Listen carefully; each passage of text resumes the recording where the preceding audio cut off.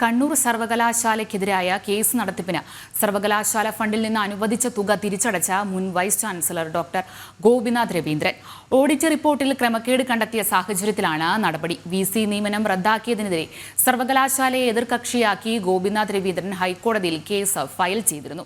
വിവരങ്ങൾ നൽകാനായി മിഥുൻ പിള്ള ചേരുന്നുണ്ട്. മിഥുൻ, വിശദാംശങ്ങൾ.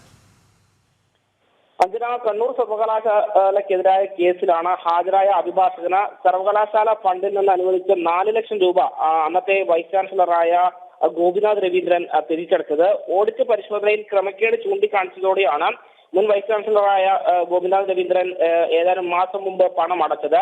ഇദ്ദേഹം വൈസ് ചാൻസലർ ആയിരുന്നപ്പോൾ സർവകലാശാലയെ തന്നെ എതിർകക്ഷിയാക്കി ഫയൽ ചെയ്ത കേസിലാണ് വക്കീൽ ഫീസ് അനുവദിക്കാൻ തീരുമാനിച്ച സിൻഡിക്കേറ്റിന് അസാധാരണ നടപടി ഉണ്ടായത്. തീരുമാനം ക്രമപ്രകാരമല്ലെന്നായിരുന്നു അന്ന് ഓഡിറ്റ് റിപ്പോർട്ടിലെ പരാമർശം. സാങ്കേതിക സർവകലാശാലയുടെ വൈസ് ചാൻസലർ നിയമനവുമായി ബന്ധപ്പെട്ട കേസിൽ 2022 ഒക്ടോബർ 21 സുപ്രീം കോടതി വിധി വന്നതിന് പിറകെയായിരുന്നു ഈ ഒരു സംഭവങ്ങളുടെ ഒക്കെ തന്നെ തുടക്കം.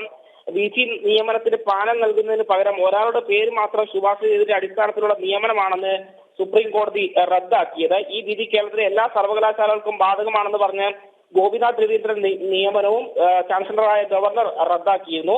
ഈ പശ്ചാത്തലത്തിലാണ് ഗോപിനാഥ് രവീന്ദ്രൻ കേസിന് പോവുകയും അതിന് സർവകലാശാലയുടെ ഫണ്ട് തന്നെ ഉപയോഗിക്കുകയും ചെയ്തത്.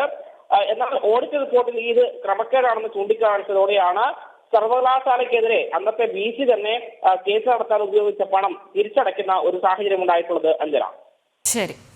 കണ്ണൂർ സർവകലാശാലയ്ക്കെതിരായ കേസ് നടത്തിപ്പിന് സർവകലാശാല ഫണ്ടിൽ നിന്ന് അനുവദിച്ച തുക തിരിച്ചടച്ച മുൻ vice chancellor doctor Gopinath Raveendran audit റിപ്പോർട്ടിൽ ക്രമക്കേട് കണ്ടെത്തിയ സാഹചര്യത്തിലാണ് നടപടി.